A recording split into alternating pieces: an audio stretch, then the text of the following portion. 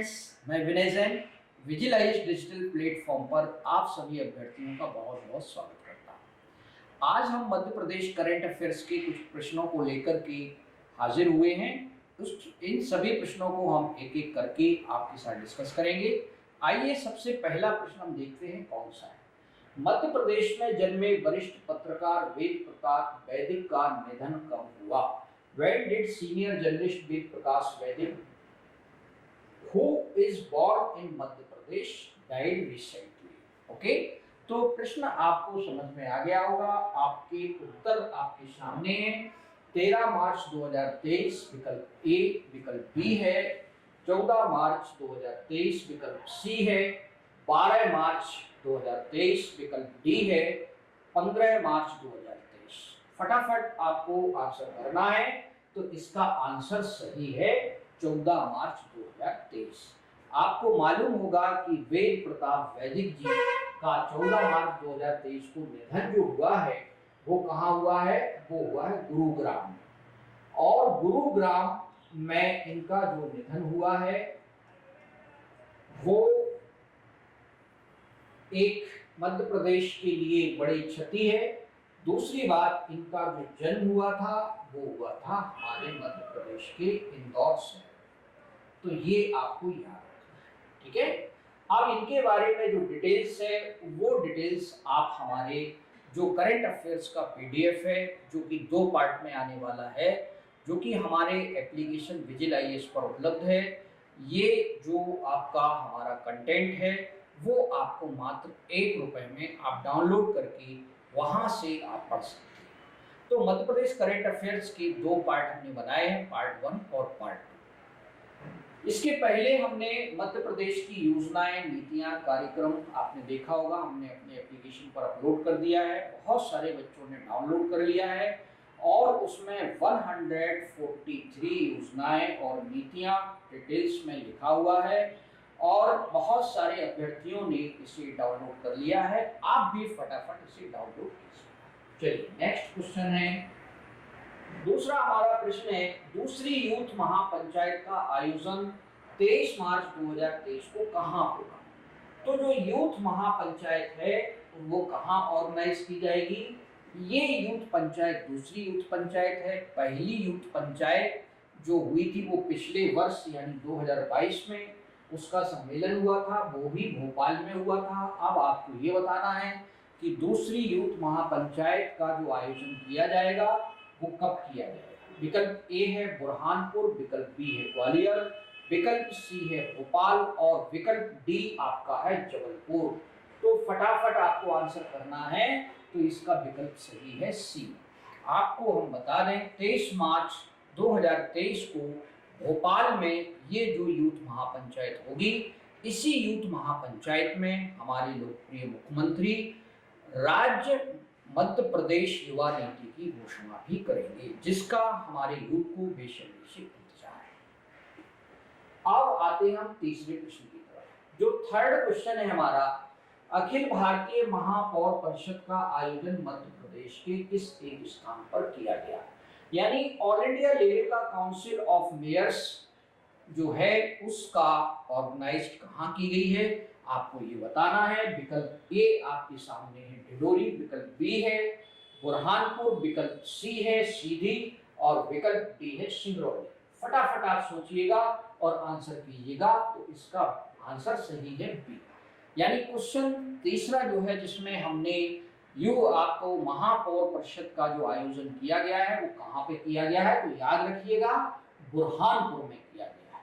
ये मध्य प्रदेश में इस प्रकार का पहला आयोजन है, ये भी आपको याद रखना है, ठीक है। अब आते हैं लोग, सीधी की वर्तमान महापौर कौन है? सीधी के बारे में आपने सुना होगा, अभी हाल ही में महापौर के चुनाव हुए थे, उसमें आपने देखा होगा आम आदमी पार्टी की एक मेयर बनी है, वो मेयर सीधी से चुनी गई हैं। अब आपको उनका नाम बताना है। विकल्प ए है संगीता तिवारी, विकल्प बी है रानी अग्रवाल, विकल्प सी है माधुरी पटेल और विकल्प डी है अमृता यादव। तो इसका जो सही आंसर है वो है रानी अग्रवाल। आपको मालूम होगा कि रानी अग्रवाल जो है वो आम आदमी पार्टी से सीधी से मेयर चुनी गई। ओके, ये याद रखिएगा। अब हम नेक्स्ट प्रश्न को देखते हैं। हमारा पांचवा जो प्रश्न है वो है अखिल भारतीय महापौर परिषद की या के वर्तमान अध्यक्ष। तो आपको जो है प्रेजेंट चेयरपर्सन का नाम बताना है अखिल भारतीय महापौर परिषद। विकल्प आपके सामने है। विकल्प ए है नवीन जैन, विकल्प बी है माधुरी पटेल, विकल्प सी है डॉक्टर शैली ओबेरॉय और विकल्प डी है रानी अग्रवाल। तो एक तो आप एलिमिनेट कर ही सकते हैं रानी अग्रवाल, सॉरी, यहाँ पर इन चार विकल्पों में से आपको एक सही विकल्प चुनना, ठीक है। तो देखिए आपका आंसर सही क्या होगा, आपका आंसर सही होगा माधुरी पटेल। माधुरी पटेल के बारे में मैं आपको थोड़ा बता दूं। माधुरी पटेल बुरहानपुर से क्या है, मेयर हैं, और ये जो बुरहानपुर में अभी आयोजन हुआ था उसमें इन्हें सर्वसहमति से उसका अध्यक्ष चुना गया। इसके पहले जो अध्यक्ष थे वो नवीन जैन थे, इसको याद कर लीजिएगा। और जो डॉक्टर शैली ओबेरॉय हैं ये क्या हैं, ये दिल्ली की मेयर हैं, और जो रानी अग्रवाल हैं वो क्या हैं, वो सिटी की महापौर है। तो ये सब आपको याद। छठा प्रश्न हमारा है दिव्यांग उद्यमियों को प्रोत्साहित करने के लिए मार्च 2023 में दिव्यांग कला मेले का आयोजन कहां किया गया। तो आपके सामने विकल्प है। विकल्प ए इंदौर, विकल्प बी है आपका जबलपुर, विकल्प सी है बालाघाट और विकल्प डी है भोपाल। फटाफट आप आंसर कीजिएगा। तो इसका जो सही आंसर है वो है भोपाल। आपको मालूम होगा कि दिव्यांग उद्यमियों को प्रोत्साहित करने के लिए जो मेले का या हाट का आयोजन किया जाता है, इसके पहले ये मेला कहाँ पर आयोजित किया गया था, मुंबई में आयोजित किया गया था। मार्च में ये प्रस्तावित था हमारे मध्य प्रदेश में, जो कि भोपाल में आयोजित किया गया। तो इसको आप याद रखिए, महत्वपूर्ण घटना है। अब सातवां प्रश्न जो हमारा है वो है भारत महाशक्ति के लेखक हैं। तो ये पुस्तक बड़ी प्रसिद्ध पुस्तक है, आपको बताना है। विकल्प ए है आपके सामने वेद प्रताप वैदिक, विकल्प ए है आलोक पुराणिक, विकल्प बी है श्वेता सिंह, विकल्प सी है वेद प्रताप वैदिक और विकल्प डी है एस के अहलूवालिया। फटाफट आंसर कीजिए। तो इसका जो सही आंसर है वो है वेद प्रताप वैदिक। तो विकल्प सी सही।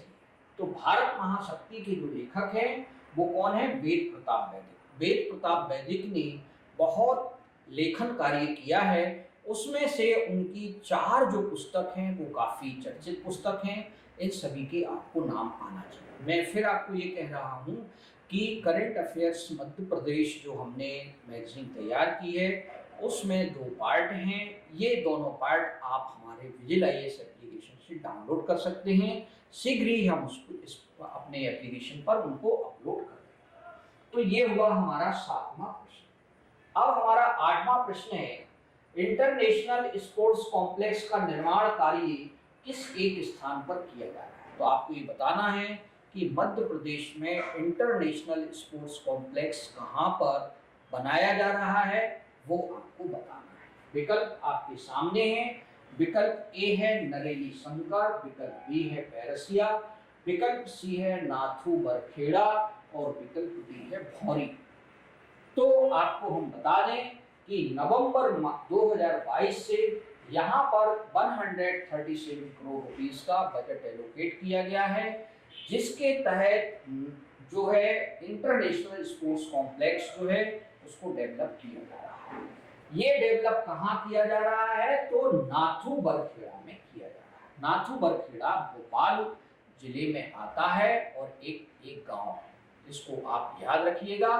और जो नरेली शंकर है उसको भी याद कर लीजिएगा। यहाँ पर संत रविदास ग्लोबल स्किल पार्क को डेवलप किया गया है, ठीक है। तो ये हुआ हमारा 8वां प्रश्न। अब हमारा जो 9वां प्रश्न है, आपको मालूम होगा 14 मार्च 2023 को आम आदमी पार्टी का एक कार्यकर्ता सम्मेलन आयोजित किया गया मध्य प्रदेश में। क्योंकि आपको मालूम है नवंबर 2023 में मध्य प्रदेश में इलेक्शन होने वाले हैं, तो सभी पार्टी अपना अपना चुनाव प्रचार अभी से करने के लिए ये सब कवायद कर रही है। इसी कवायद में आम आदमी पार्टी भी है, तो आपको बताना है कि ये कहाँ पर आयोजन किया गया। विकल्प ए है दशहरा मैदान भोपाल, विकल्प बी है जम्बूरी मैदान भोपाल, विकल्प सी है नेहरू स्टेडियम इंदौर और विकल्प डी है उपरोक्त में से कोई नहीं। तो आपको इसका जो सही आंसर है वो है दशहरा मैदान भोपाल। आपकी जानकारी के लिए हम बता दें, आम आदमी पार्टी के जो संयोजक हैं अरविंद केजरीवाल जी, वो इस कार्यकर्ता सम्मेलन में आए थे। उनके अलावा इसमें एक महत्वपूर्ण व्यक्ति और शामिल हुए थे, जिनका नाम है जो पंजाब के मुख्यमंत्री हैं सुमान, उन्होंने भी इसमें भाग लिया था। तो आपको याद रखना है। ओके, तो ये हुआ हमारा 9वां प्रश्न। अब हमारा लास्ट प्रश्न है। लास्ट प्रश्न देखिएगा, लाडली लक्ष्मी योजना के आर्किटेक्ट थे, मतलब जो लाडली लक्ष्मी योजना का एक योजना प्रारूप तैयार किया था वो एक महत्वपूर्ण एडमिनिस्ट्रेटर ने बनाया था।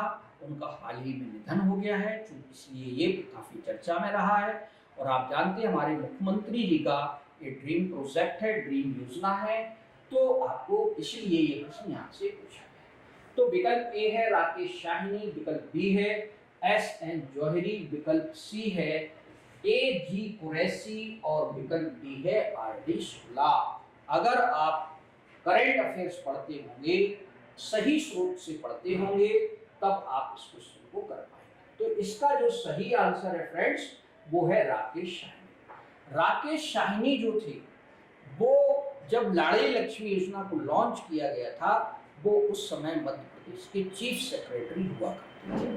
तो फ्रेंड्स आज ये हमारे प्रश्नों का डिस्कशन हुआ। इसके साथ मैं आपको एक महत्वपूर्ण बात बता देता हूँ, वो ये है कि हमारी जो टेस्ट सीरीज चल रही है उस टेस्ट सीरीज में आप देखेंगे तो आपको मालूम होगा कि इस टेस्ट सीरीज में जो मेगा टेस्ट सीरीज है ये, इसमें हमने 150 टेस्ट पेपर्स इसमें शामिल किए हैं। और जिस ये जो टेस्ट है 150 टेस्ट, समझ में आ रहा है ना, 150 टेस्ट पेपर हैं, ये अच्छे से समझ लीजिए आप लोग, यानी 150 टेस्ट पेपर है। अगर हम इनको दो मीडियम में देखते हैं, हिंदी और इंग्लिश में, तो हिंदी में 150 और अंग्रेजी में 150, दोनों पेपर अलग अलग हैं और बाइलिंगुअल भी है। आप अगर हमारे एप्लीकेशन पे जाएंगे विजिलाइजेशन पर, तो वहां पर अभी तक हमने 55 टेस्ट पेपर अपलोड कर दिए हैं। बाकी हिंदी और इंग्लिश के जो आपके टेस्ट पेपर हैं वो डेली अपलोड होते हैं। ओके, तो ये बात है। दूसरी बात ये है कि इस टेस्ट सीरीज में 15,000 क्वेश्चंस हमने लिए। कितने? 15,000, यानी 15,000 क्वेश्चंस का आप इसमें अभ्यास कर सकते हैं। प्रश्नों का स्तर आप देख ही रहे होंगे। हम रोज आपसे कुछ प्रश्नों को लेकर के डिस्कशन करते हैं। इंस्टाग्राम पर भी हम क्वेश्चंस को अपलोड करते हैं, हमारे टेलीग्राम चैनल पर भी हम अपलोड करते हैं, ताकि आपको आश्वस्त हो जाए आपकी ये जो टेस्ट सीरीज है वो आपके लिए कितनी प्रोडक्टिव है, कितनी फायदेमंद है। ओके, तो ये दूसरी बात है। तीसरी बात मैं आपको बता दूं कि इस टेस्ट सीरीज में 3 तरह के पेपर हैं। पहला जो पेपर है, हमारे पहले तरह के पेपर है वो यूनिट वाइज है। यूनिट वाइज जो टेस्ट पेपर हैं वो हमारे हैं कितने? 30 टेस्ट पेपर हैं, यानी आप प्रत्येक यूनिट के 3-3 टेस्ट पेपर लगा सकते हैं और उनमें अपनी पकड़ बना सकते हैं। उनको आप बहुत अच्छे से आप उसको परिष्कृत कर सकते हैं, उस पर अपनी समझ विकसित कर सकते हैं। एक बात। दूसरी बात, टॉपिक वाइज टेस्ट पेपर जो है वो उनकी संख्या जो है वो है 24। तो आप समझ रहे होंगे कि ये टॉपिक वाइज टेस्ट सीरीज का नया कॉन्सेप्ट क्या आ गया है, तो मैं आपको बता दूं। टॉपिक वाइज टेस्ट सीरीज का मतलब है हमने कुछ टॉपिक्स को क्लब कर दिया है, आप ऐसा कह सकते हैं कुछ यूनिट को क्लब कर दिया है, यानी मिला दिया है और उनको मिला करके हमने टॉपिक बनाए। जैसे मध्य प्रदेश का एक पेपर हो गया जिसमें मध्य प्रदेश की जो पहली यूनिट है, तीसरी यूनिट है, 5वीं यूनिट है, कुछ पार्ट उसका 8वीं यूनिट में है, उन सबको मिला करके एक पेपर बना दिया। तो ये हुआ टॉपिक वाइज। इसी प्रकार से आप देखेंगे जो आपका छठा यूनिट है पॉलिटी का और इकोनॉमी का, तो उसमें पॉलिटी जो पार्ट है और आपका जो 10वां यूनिट है किसका? आयोग का। उनको हमने मिला करके एक पेपर बनाया है, ताकि आपका जो टेस्ट है वो सब्जेक्ट वाइज भी अच्छा हो। ओके, तो ये हो गया टॉपिक वाइज टेस्ट पेपर जो हमारे हैं वो 24 हैं, यानी आप 100 का इसमें गुणा कर दो तो आप उतने पेपर इसमें लगा सकते हैं। अब आते हैं सबसे ज्यादा जो पेपर है वो 96 पेपर है, full length test paper. Full length test का मतलब ये होता है इसमें कंप्लीट 10 यूनिट शामिल हैं और हम प्रत्येक पेपर को बैलेंस बनाने की कोशिश करते हैं। अर्थात मध्य प्रदेश से हम लगभग 35 से 40 क्वेश्चन पूछते हैं प्रत्येक एफएलटी में, और जो आपका 10वां यूनिट है और छठा यूनिट है उसमें हम 15 से 20 क्वेश्चन रखते हैं। क्योंकि अगर आप पेपर उठा के देखो तो इन दोनों टॉपिक का काफी महत्व है, तो इसलिए हम आपसे ये कहेंगे कि आप ये जो टेस्ट सीरीज हमारी है ये कॉपी पेस्ट नहीं है, इसमें रिपीटेटिव क्वेश्चंस नहीं है। आप इस टेस्ट पेपर को करने के बाद आपको लगेगा कि हमने 100 क्वेश्चंस लगाए, जिसमें से हमको 40 से 50 क्वेश्चन नए मिले। अब आप समझ लीजिएगा कि टेस्ट सीरीज कितनी आपके लिए फायदेमंद हो सकती है, क्योंकि आप जानते हैं एक क्वेश्चन से भी हमारा सिलेक्शन हो जाता है। तो फ्रेंड्स, यहाँ पर हमारा जो डिस्कशन था वो यही समाप्त होता है। मैं फिर अगले वीडियो में आपसे बातचीत करूंगा, तब तक के लिए धन्यवाद।